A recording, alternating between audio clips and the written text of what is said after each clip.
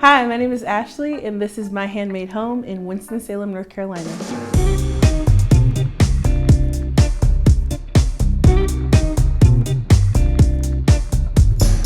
I am a photographer full-time.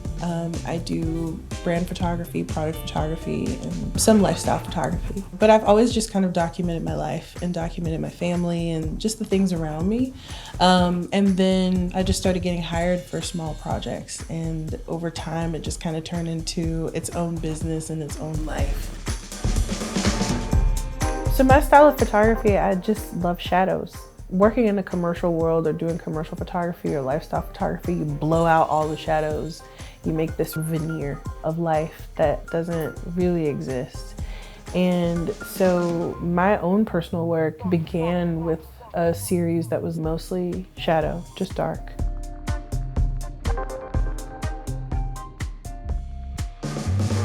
Most of the larger bodies of work that I've made are about big questions, usually about the world around me as I'm experiencing it.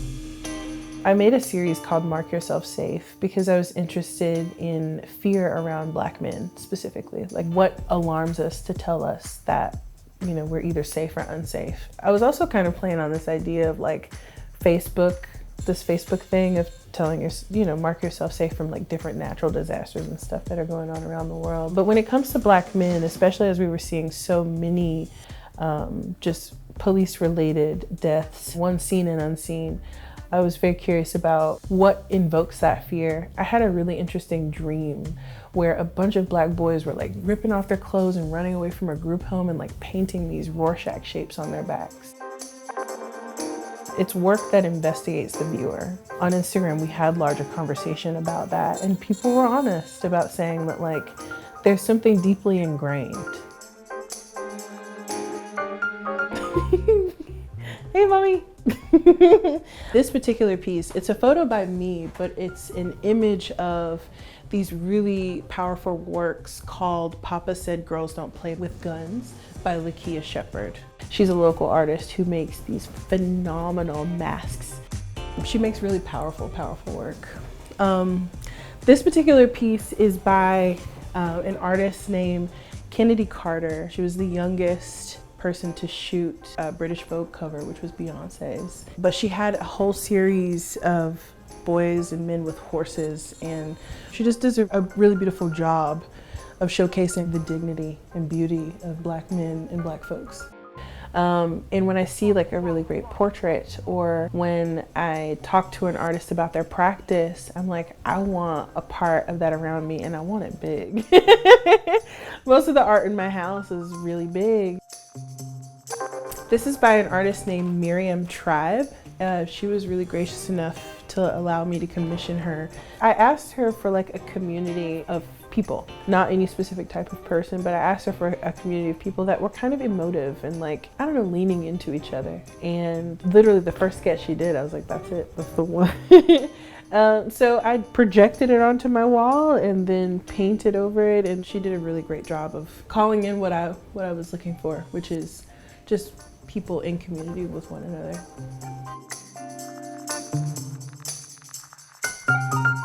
This room was advertised as a study, and I've never had a dining room before, never bought a dining room table before or chairs, and so I was like, well, this has to be my first ever dining room. So one of my favorite things about this apartment is that these built-ins basically lend themselves to be displays.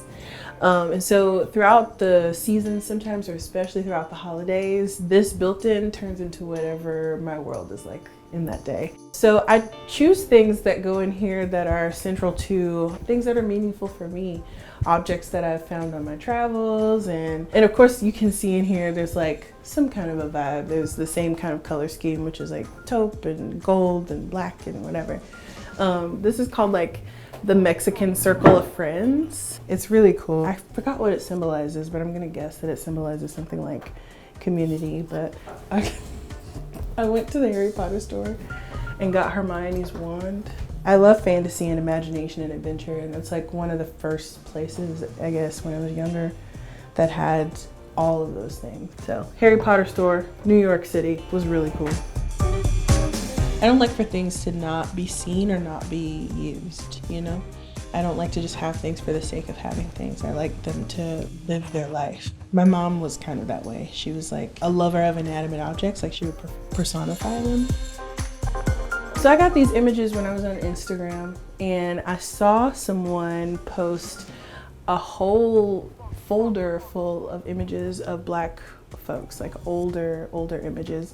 And usually when I'm in thrift stores or vintage stores, I never ever see like Black folks. So I asked my cousin in Atlanta to like go buy them for me and bring them back, and had them all framed. Even though I don't know these people, and these people may not even be connected, I'm like, I hope somewhere someone knows that they have like a family and a home somewhere, and they're like dignified and happy. I like the idea of having new life to these images, you know, in my own home.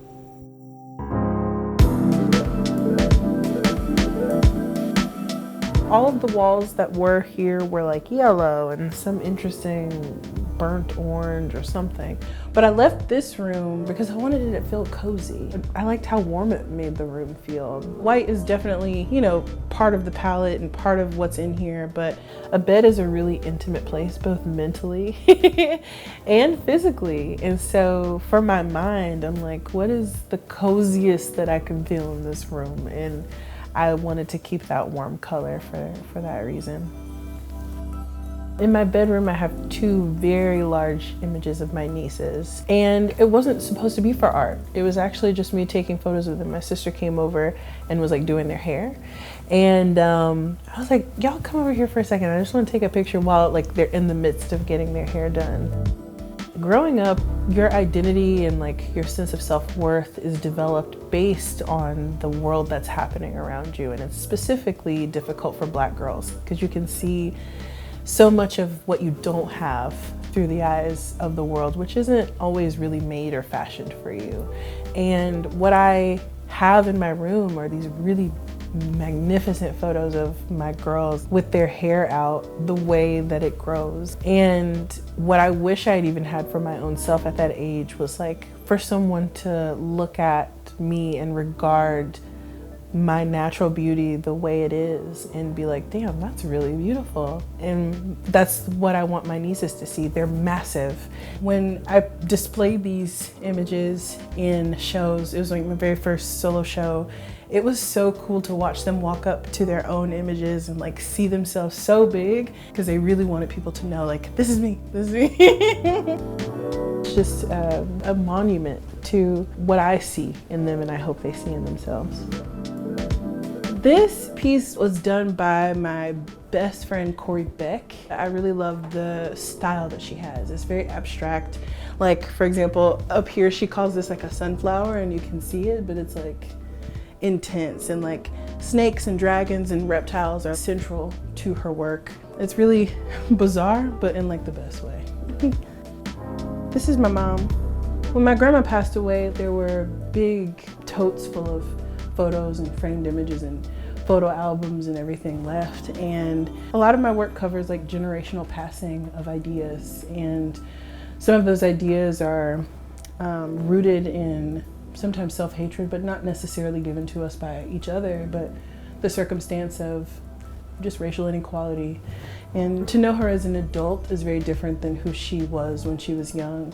And she still has a kind of youthful exuberance to her, but this is a time before some of her most difficult times, which informed my most difficult times. And so there's like ideas and strength and also weakness and beauty and all those things that lived inside of her at this time that also live inside of me, you know, and my nieces. I don't keep very many family photos, but I like to remember who people are, even when the relationship is kind of difficult, you know? So I got into textiles and I was like, I'm gonna make something that takes forever to make.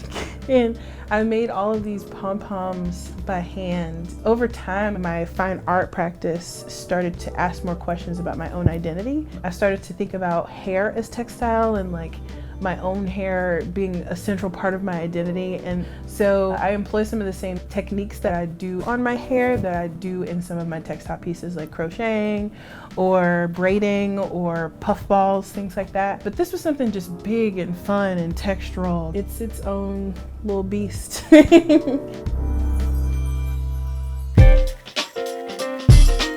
My most favorite creative outlet is cooking.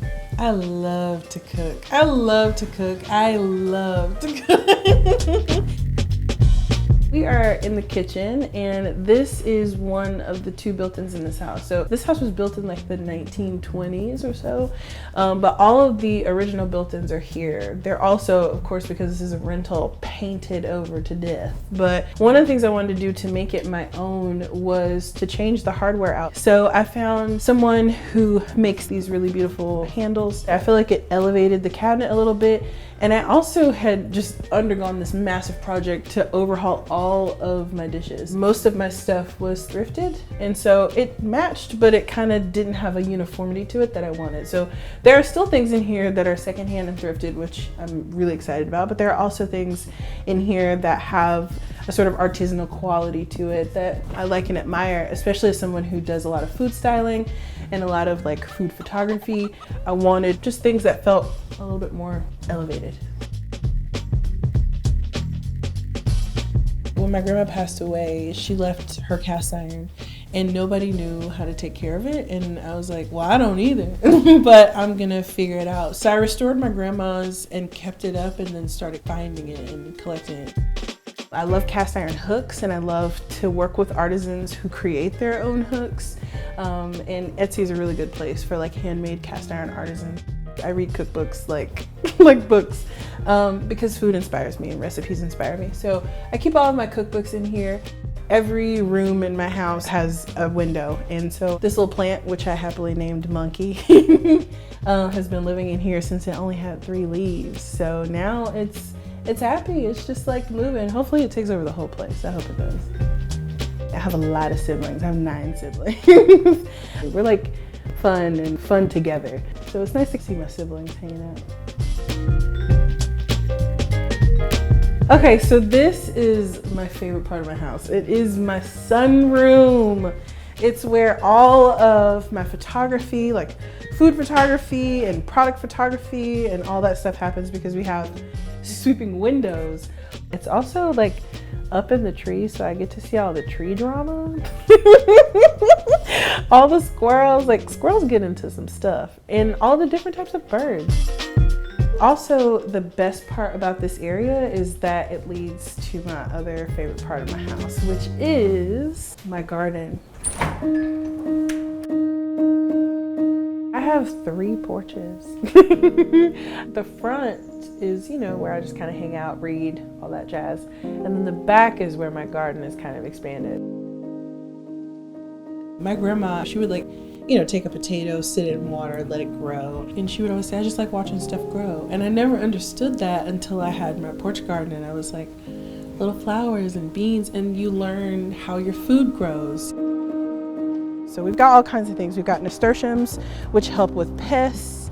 We've got flowers, herbs like oregano, plenty of tomatoes because it's not summer without tomatoes. Oh, this is a cucumber. I had a mystery plant and I didn't know what the heck it was, but now I know. So I do something called companion planting, which is adding different types of plants that benefit the plant next to it. Sometimes it could be for pest control. For here, I'm using my catmint as kind of a shady space for my lettuce. My petunias, they come back every year and they get bigger and bigger and bigger. So that's like the best. So this is the top porch, and on the lower porch is where I keep beans and kale and all types of greens and leafy good green things. So each morning I come out here and just water everything, and it's like the most meditative thing in my day. All of the preconceived things that we have about home are like in us, you know, in our heads and our minds. Sometimes we have to unravel some things to find home. And for me, that was my journey. I had to like unlearn a lot of things. I also had to like go on a journey of worthiness. Growing up, I moved a lot, you know, living with family members and not really having a space of my own. And so I had like a really difficult time with permanence, like feeling like I didn't really belong anywhere. So when I finally found this space, I didn't furnish it and I didn't put anything on the walls. It's been a real journey of belonging and knowing for myself, like, you can have things, like you can stay places, and roots can be a part of you, you know? And you can build that from the ground up. And that's what I did here. So every consideration, every light, every glass, every piece of art is really an ongoing affirmation of letting myself know that I can have something and that I belong somewhere.